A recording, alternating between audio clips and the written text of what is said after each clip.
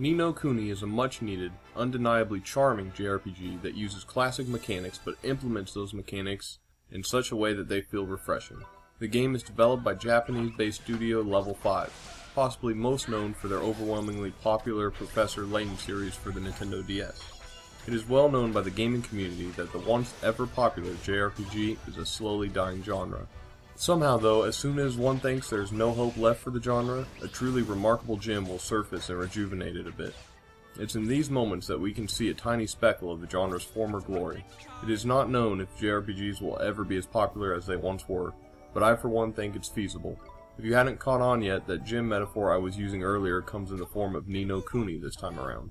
While the game still lacks perfection, it's a definite step in the right direction for the genre as a whole. A step that I hope eventually can turn into a run. I have never before now seen a game that successfully looks so identical to an anime. While the animated cutscenes are exceptional, I found myself most impressed when I was actually in control of my character, staring in awe at the beautiful world alive inside my TV. The best word to describe this game is charming, both in character and visualization. While some people may say they don't want a game that's charming, believe me, you do. The game implements its charm likewise into arguably the most important part of a JRPG, its story and characters. While the story isn't exactly the most intricately woven plot I've seen, it serves its purpose. It claws at your inner child, and before long you'll stop caring that it's childish and you'll be hooked. In short, without revealing spoilers, the plot goes as follows. A boy from Motorville by the name of Oliver must accompany a fairy to the alternate reality on a journey to save his mother's soulmate from the evil Dark Djinn. Should he prove successful on this quest, his mum should be fully restored to him in the real world. In case you're confused when I say soulmate, I'm not referring to one's true love. In this game, the term soulmate is actually referring to one's alternate self in the aforementioned other dimension. Think of a soulmate as a sort of doppelganger. In the real world, Oliver's mother is simply that, a mother, but in the alternate reality, she is a very powerful sage, defeated by the Dark Djinn. Character, that's one thing that this game is bursting with. The towns are bustling with life and NPCs in need of help, just waiting for a hero to step up and accept their side quests. These side quests are pretty typical, mostly dealing with fetching assignments. Most of the characters in this game are quirky and at times funny to listen or read about through the dialogue. That's one thing about this game that isn't very consistent. There are two types of perceiving the dialogue. First of which, also the best, is the fully voiced over, animated cutscenes that are used to unravel the story. Secondly is the in-game face-to-face conversations that are shown with text boxes. This part of the dialogue is where the inconsistencies are noticed. At times, these text boxes will be voiced over, and at other times you will be forced to read them. This occurrence seems random, because there will be voiceovers for a segment of the conversation, and then they will stop all of a sudden. It's almost like they were either too lazy or cheap on the English version to just voice over the whole thing. The voice-text inconsistency is not uncommon for JRPGs, but it still causes for a bit of annoyance for the player. It brings you out of the experience. I'd rather it all be voice text or all just plain text. Perhaps the most unique part about this whole game is one particular idea added into the story, and that is broken hearts. The previously mentioned baddie, known as the Dark Djinn, has a nasty habit of breaking important NPCs' hearts. There are different pieces of the heart that can break off. One example would be a person missing the piece of heart responsible for their restraint. There is one such character in the game who suffers from a lack of restraint and because of it is unable to control her desire to stuff her face. As a result, she is extremely fat and is unable to do anything but eat. Oliver is able to restore a person's heart by taking a bit of another person's heart who has an abundance of what you need. So in the case of the extremely fat character lacking restraint, you would need to find somebody with an abundance of restraint. Even more interesting is the use of out-of-combat spells. Along Oliver's journey, people will gift him with spells that can be used to perform a variety of tasks. The coolest of these is when the story requires Oliver to make a gateway back to the real world to track down a person's soulmate. The whole idea that helping someone or learning something about them in one world directly affects and applies to that person's soulmate in the alternate world is really interesting. This really adds another dimension to the story and helps make it refreshing. This game has been referred to as a mixture of Tales and Pokemon, and in all honesty, this is absolutely true. The similarities are most noticeable in the gameplay and the structure of the game.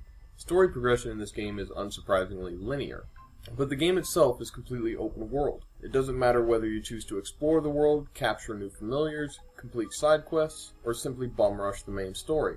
Actually, I would highly recommend taking the time in between story missions to explore other aspects of the game, as this will help beef up your characters for the next story segment. That's one area of this game that quickly becomes obvious: the difficulty. You are given the option to switch between easy and normal difficulty on the fly via the settings menu. The difficulty spikes in between missions at times feels a little inconsistent, with certain areas being a breeze and other areas being a royal pain. At times, grinding can become an absolute necessity, which is true with most JRPGs. Luckily, since this game focuses on using familiars as your main battling source, grinding can be quite rewarding. Familiars are the creatures you will be using to battle. Coincidentally, these familiars you use to battle are also the very same creatures you will be battling. This is where the game steals some serious Pokemon aspects. In the game, you are able to capture creatures you are battling. Capturing the creatures is simple enough. Once the creature is KO'd, there is a chance that it will adore you. This can be seen by pink hearts emanating off of the creature.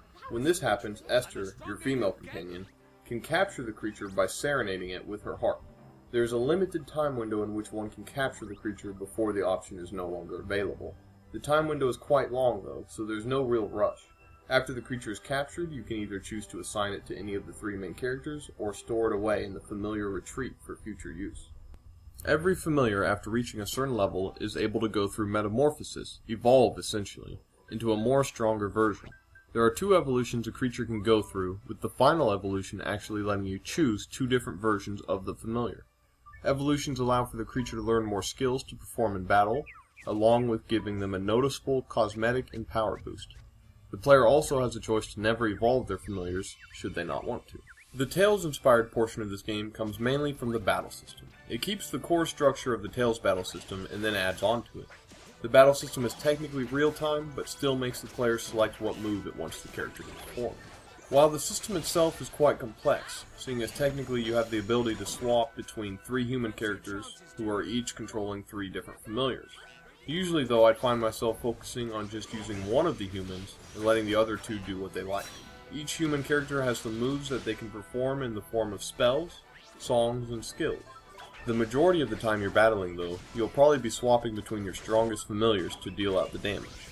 While the battle system is quite in-depth, I never really found myself utilizing it to its full extent except during boss battles.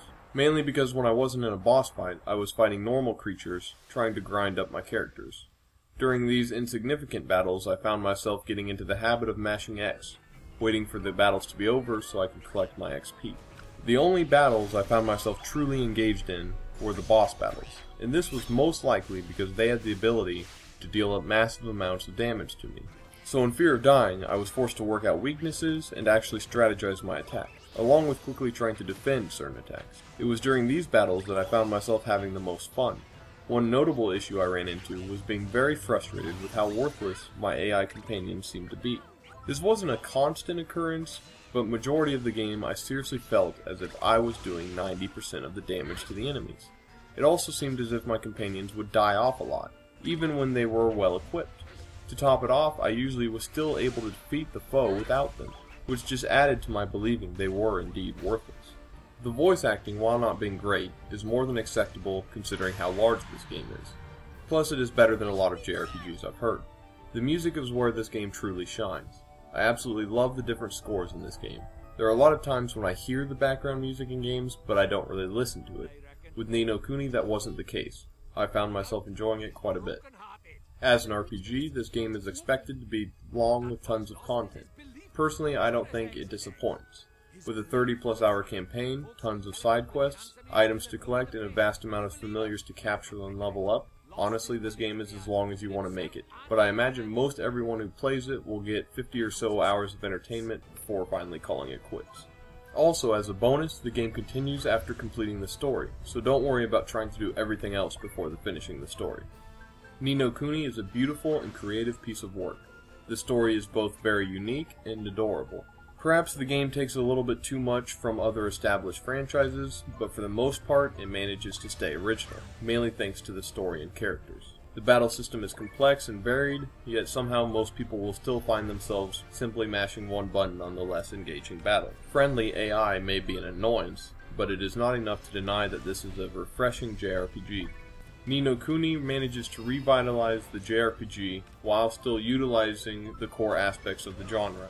It is an obvious purchase for any fan of JRPGs who also happens to be an owner of a PS3. Ni No Kuni gets an 8.8 out of 10.